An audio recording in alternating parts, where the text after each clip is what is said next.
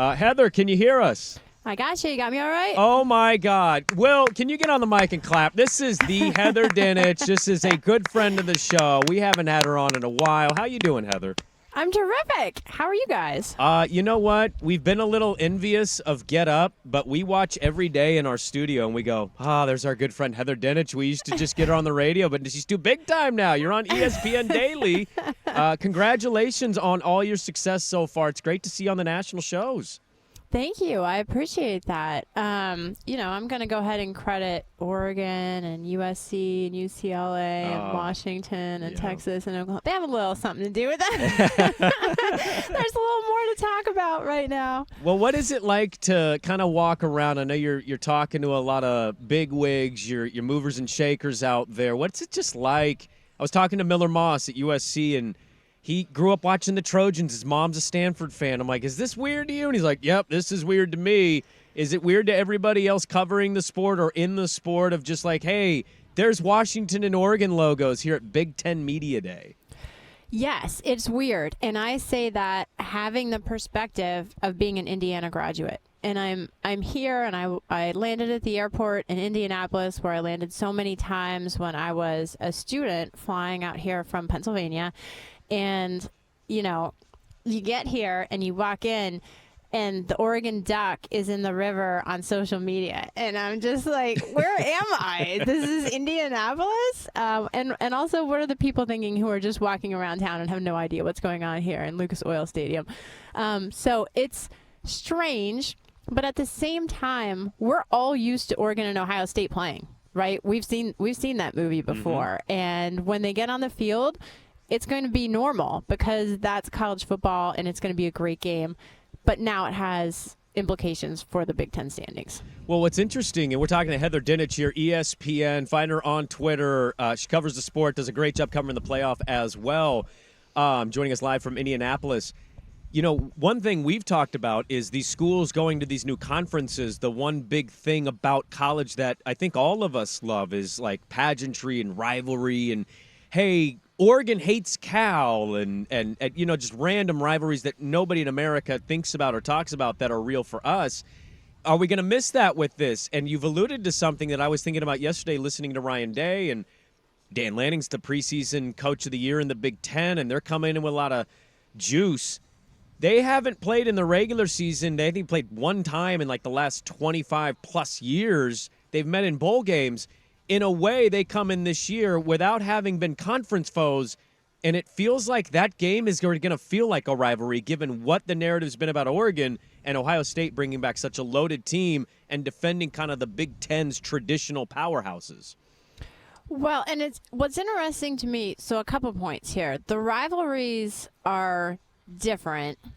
In the SEC, they talked last week about gaining some rivalries with Texas playing the Aggies again and Arkansas, and they made a point of emphasis on that because there are some others that will be lost, like Oklahoma State, right? And those kinds of things are what make college football so special and unique. One of the things that could happen in the college football playoff, I'm not sure if people realize, is teams have the potential, if the stars align, to play each other 3 times, which could create new rivalries because Oregon and Ohio State could play in the regular season. They could see each other again in the Big Ten championship game. And if the seeding falls right, they could play again in the college football playoff, which is crazy. Same thing could happen with Ohio State, Michigan. So that possibility is open. But you think about Ohio State having to go to Autzen, which I've been to, is a fantastic, difficult place to play, right? But then you also have UCLA that has to go to Rutgers, right? And Penn State. And you think about these trips, and it's just mind-blowing, some of the travel. And Big Ten Commissioner Tony Petitti talked about that a little bit yesterday when he spoke to the media and said that travel is going to be hard. The one thing they did is they prevented cross-country trips in back-to-back weeks for teams, but he said that they will continue to evaluate travel for all sports across the board as the season unfolds. How many Big Ten teams in your mind are, when you talk about playoff, like we're weary that the SEC network, which is under the umbrella of you guys. I said this last week. Like, they're already kind of teeing up. I think there's 5 teams here that should make the playoff. And, like, they're already getting that narrative out there. As we saw last year, narratives matter. Florida State gets hosed after being undefeated. I'm curious, when you look at the Big Ten, how many teams to you, if we're in a 12-team expanded playoff year 1, how many do you view as playoff teams? How many could the Big Ten get in?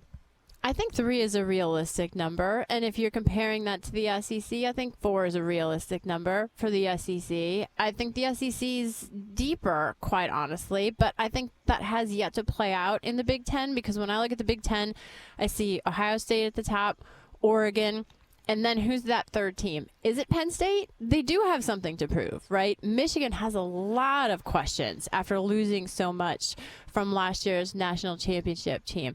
Is USC a contender? Can Wisconsin be a long shot team? There's room for more, but what no one knows, including the College Football Playoff Selection Committee, is will a 3-loss team get in? You're definitely going to see a 2-loss team.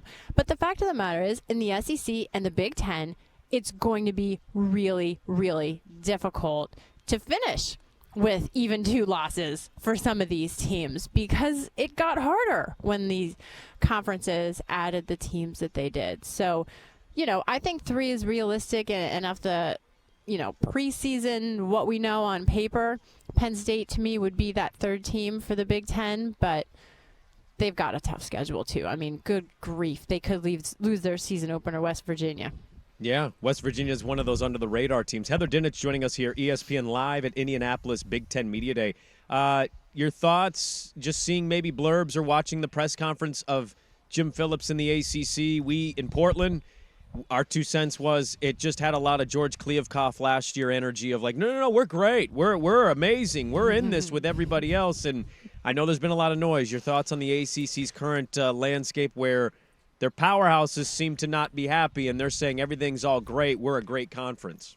I can just picture Jim Phillips' face cringing if he heard you compare him to George Kliavkoff. Am I wrong, Heather? Didn't it come off a little George Kliavkoff? Like, hey, we're in a great spot right now. In a way, yes. The difference is that it's a big difference. The difference is with George at this time last year, he was trying to get a TV deal. Yes. And the ACC is locked into one, and that's causing all of the frustration and tension and lawsuits. So in a way, it was good for the ACC, for Jim Phillips to come out and so staunchly defend the conference and say, this is not good for the league, because he hasn't been very public about really some strong feelings that he obviously has. And for him to do that, I think was at the right time, at the right moment. And also, everyone at every other media days, every commissioner is getting asked about the ACC. How close are you paying attention to it? Sankey was asked about it. Petiti was asked about it. Yormark's always asked about it. So, excuse me. It's a real issue, but I think if you're in his shoes, you're saying and doing the same thing. We'll get you out of here on this one because we do appreciate the time. It's nice to catch up with you, really, it is. And we know you're crushing it over there at ESPN. If the ACC, if something is to happen with some of the bigger players who don't seem very happy, is the pivot for the ACC maybe, do they reach out West Coast? Like, we have 2 schools out here that kind of got left out of the Pac-12 dealings, and they're just trying to keep afloat in this landscape, this weird landscape of college football. Oregon State, Washington State, ACC futures, ? Yes? I wouldn't rule anything out, because conference realignment is never over. They need to find a home. You would expect, and I'm sure that Mountain West Commissioner Gloria Nevarez and Pac-12 Commissioner Teresa Gould are having conversations about the future of both their leagues and what the best option is for those 2 schools.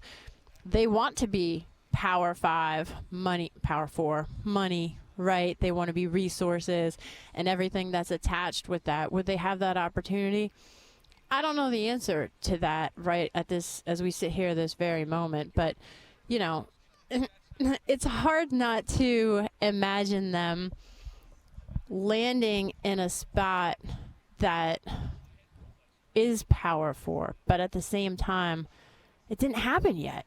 You know, it's like musical chairs, right? And they didn't get picked. So I don't know, guys. It's a tough situation for them to be in. There's no other answer to that. Yeah, there for sure is. Good stuff. Heather Dinich joining us in Indianapolis Big Ten Media Day. Heather, it was great to catch up with you. We'd really like, if your schedule opens up at any point during the football season, to get you back on and talk about what's happening during the season. Thank you for joining us. And again, congratulations. It's great to see somebody who's worked their tail off be rewarded and see you on the national shows almost every day now that football season's back. Thank you guys so much. I'm happy to join you, and you guys are in Big Ten country now, so get used to it. There we go. B1G Oregon. Thanks, Heather. Thanks. There we go. Heather Dinich joining us live from Big Ten Media Day. Good stuff from her.